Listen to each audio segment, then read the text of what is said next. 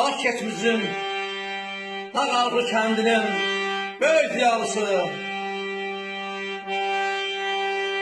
Ağsaqqalı, el atası Rıza müəllim. Mən Ustadoğlu, Ustad Muharrem Ustadoğlu sizə şan sağlığı, uzun ömür arzulayıram. Balalarla, ailə uşaqla, siz istəyənlərlə bir yerdə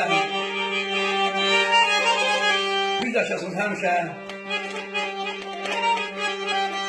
Aksın Mustafa Yağdırçı, atam Aksın Mustafa Yağdırçı, qoşdan qoş tögəli, o da qoş olarım. Yaxşı yaşlıqla artar dolar, qoymayan tozlar, bağlar, baxsalar, niyə? Torpaq sırlaşıqdır, bitirmək olmur. Ancaq o nəsil, o torpaq, o el, o oba, bəllidir ki, oradan sizin balanız, elçin kimi oğul var. O sizin kökünüzdür. O kökə bağlıdır. O kökə mən qurban olun, bir daha sizi təbrik edirəm. Allah nəsib eləsin, siz salın, mən orada təbrik edəyəm. Bir daha yüzləşəsiniz. Gözəl bir hava gəlsin sizlərin şərəfinə.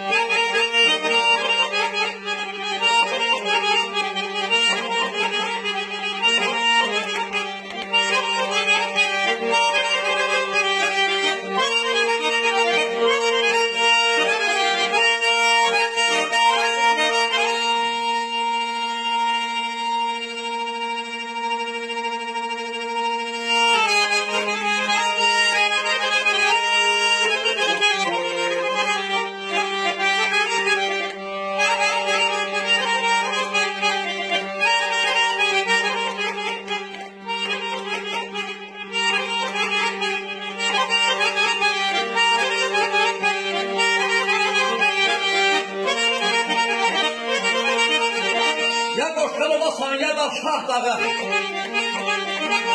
Belə uzalasan uzalanda da, ayda müəllim, borandan tufandan, qardan yağışdan, belə baz alasan, baz alanda da.